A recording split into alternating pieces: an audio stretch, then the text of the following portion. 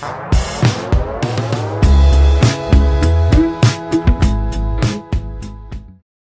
guys, welcome back to my channel. ఈ video SDLC series లో 5th video and last video. ఈ వీడియోలో మనం SDLC లో లాస్ట్ 2 ఫేజెస్ అయిన ఇన్స్టలేషన్ అండ్ మెయింటెనెన్స్ గురించి చూడబోతున్నాం. లాస్ట్ వీడియోస్ లో requirement analysis, feasibility study, designing, coding and testing గురించి డీటెయిల్డ్ ఇండివిజువల్ వీడియోస్ చేశాను. ఆ వీడియో లింక్స్ ఇక్కడ ఐ బటన్ ఇంకా డిస్క్రిప్షన్ లో ఇస్తాను. అవసరం అనిపిస్తే చూడండి, మీకు చాలా హెల్ప్ అవుతాయి. ఇన్స్టలేషన్ ఆర్ డిప్లాయ్మెంట్ ఇది ఎక్స్ప్లెయిన్ చేయడానికి మళ్ళీ మన పాత ఎగ్జాంపుల్ అయిన కన్స్ట్రక్షన్ ఆఫ్ ఎ హౌస్ తీసుకుందాం. ఇంజనీర్ డిజైన్ చేసిన తర్వాత కన్స్ట్రక్షన్ కంప్లీట్ అయిపోయిన తర్వాత హౌస్ అనేది ఓనర్ కి హ్యాండ్ ఓవర్ చేస్తాం కదా. In the same way software లో కూడా డిజైన్, కోడింగ్ అండ్ టెస్టింగ్ చేసిన సాఫ్ట్వేర్ ని కస్టమర్ కి డెలివర్ చేయడమే డిప్లాయ్మెంట్. హౌస్ అనేది ఫిజికల్ ఎంటిటీ కాబట్టి డైరెక్ట్ గా డెలివర్ చేసేస్తాం. బట్ సాఫ్ట్వేర్ ని ఎలా డెలివర్ చేయాలి? దానికే చాలా టైప్స్ ఉన్నాయి. టైప్ 1 మాన్యువల్ డిప్లాయ్మెంట్, అంటే మన కోడ్ బేస్ ని డైరెక్ట్ గా కస్టమర్ సర్వర్స్ లో డిప్లాయ్ చేయడం. ఇది చిన్న చిన్న ప్రాజెక్ట్స్ కి హెల్ప్ అవుతుంది, కానీ పెద్ద ప్రాజెక్ట్స్ హ్యాండిల్ చేయలేదు.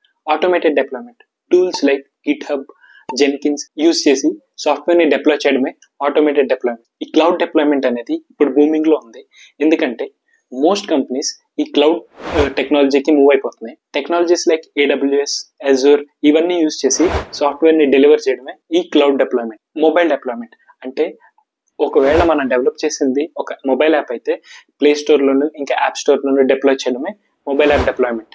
ఈ ఫేజెస్ లో కూడా హ్యూమన్ రిసోర్సెస్ అనే వాళ్ళు చాలా ఎక్కువ అవసరపడతారు, ఎందుకంటే మల్టిపుల్ ఎన్విరాన్మెంట్స్ హ్యాండిల్ చేయాలి కదా. And also zero down time deployments చేయాలి, క్లౌడ్ ఇన్ఫ్రాస్ట్రక్చర్ ని హ్యాండిల్ చేయాలి, మానిటరింగ్ టూల్స్ ని సెటప్ చేయాలి. సో ఈ ఫేజ్ అంతా ఇన్స్టలేషన్ ఫేజ్ అంటారు. Next maintenance phase. ఇది SDLC 7 ఫేజెస్ లో 7th ఫేజ్. ఈ మెయింటెనెన్స్ ఫేజ్ అనేది అందరికీ ఒక కన్ఫ్యూజన్ క్రియేట్ చేస్తుంది, ఎందుకంటే డిప్లాయ్మెంట్ అయిపోయిన తర్వాత ప్రాజెక్ట్ ఫినిష్ అయిపోదు. The actual project starts now. Users use చేస్తారు, ఫీడ్బ్యాక్ ఇస్తారు, బగ్స్ రిపోర్ట్ చేస్తారు, కొత్త రిక్వైర్మెంట్ ఇచ్చి ఎన్హాన్స్మెంట్స్ అడుగుతారు. సింపుల్ వేలో చెప్పాలంటే హౌస్ హ్యాండ్ ఓవర్ చేసిన తర్వాత ఓనర్స్ హౌస్ లో దిగారు. హౌస్ లో దిగిన తర్వాత హౌస్ యాజ్ ఈజ్ ఎప్పటికీ ఉంటుందా? ఉండదు కదా. చిన్న చిన్న ప్రాబ్లమ్స్ లాంటివి వస్తాయి. పెయింట్స్ పాడైపోవడం, ఎలక్ట్రానిక్ ఐటమ్స్ పని చేయకపోవడం, ప్లంబింగ్ వర్క్ పాడైపోవడం, ఇలాంటివి. ఇలానే మనం డెవలప్ చేసిన అప్లికేషన్ కూడా బగ్ ఫిక్సెస్ చేయాలి, ఇంకా ఎన్హాన్స్మెంట్స్ వస్తే అవి కూడా చేయాలి.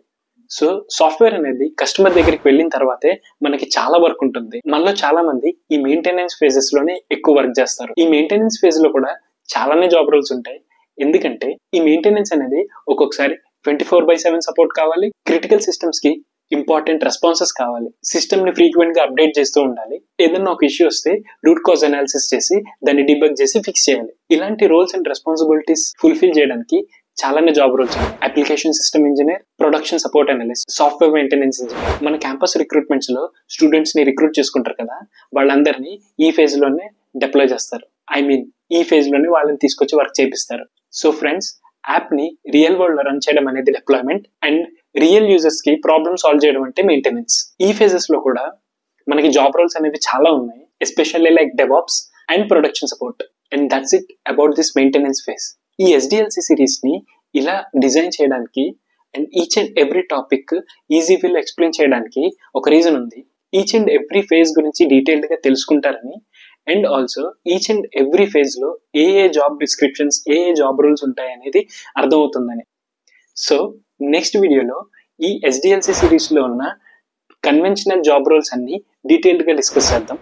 And that's it for this video. మళ్ళీ కలుద్దాం. బాయ్.